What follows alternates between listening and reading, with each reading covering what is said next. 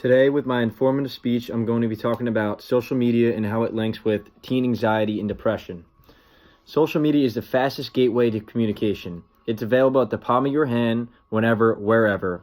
Although communication is convenience in social media, being able to talk to people quickly and text and post pictures is awesome, but there's one major drawback to that, and that's anxiety. Teens have not understood yet that anxiety is a big cause of social media. Some triggering things about social media is seeing people posting about events to which you haven't been invited to, feeling pressure to post positive and attractive content about yourself, judging yourself, wanting to look cool, feeling pressure to get comments and likes on your posts, and having someone post things about you that you cannot change or control, so trying to look like someone you're not. And this is a big cause for people with depression and anxiety, and they haven't been able to notice yet. So a link between social media and health concerns could be: many experts have described a rise in sleeplessness, loneliness, worriness, and dependence. So with that being said, the pressure to be available 24/7 on social media may lead to poorer sleep quality, as well as increased risk of depression and anxiety in teens. According to a new study, researchers asked 467 teenagers, ages 11 to 17, about their use of social media during the day and the night. In the other tests, they examined the teens' sleep quality and self-esteem and anxiety, depression, all were rising. They also looked at whether and what extent the kids felt the pressure to be available on social media all the time, which is very high. Being a kid growing up with a phone, I can also relate to this because I find it that it can be sometimes addicting, and that you're trying to be someone you're not on your phone, and you're just caught up in a different world almost.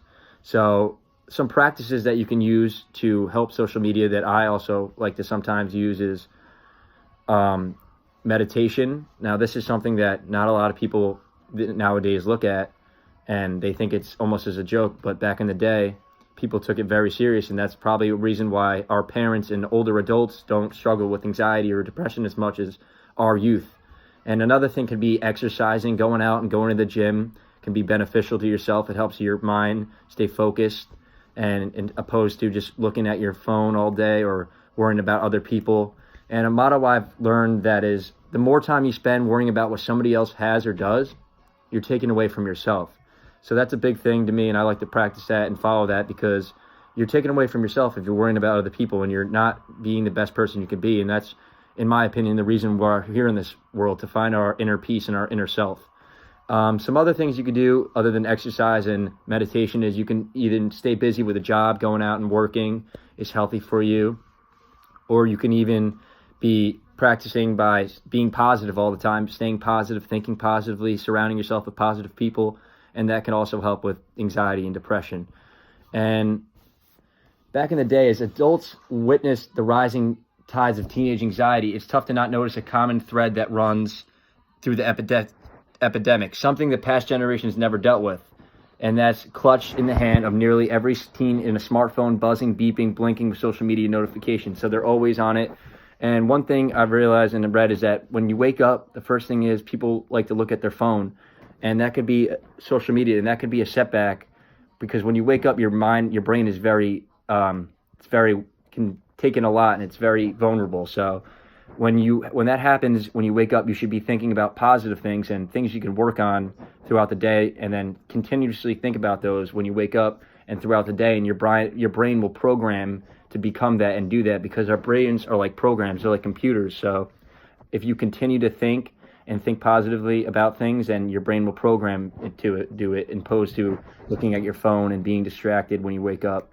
So that's another thing I like to look at. And as long as we keep doing this and we keep trapped in this world of online social media, then this world is just going to become a worse place, and it's in a bad position. So the more people that can be knowledgeable about it and spread awareness, the better this world can become. And I'm trying to become one of those persons. So thank you. And I think people need to become woke about this epidemic and start really trying to take practices as in meditation and exercising, opposed to just worrying about your picture on an Instagram site. Thank you.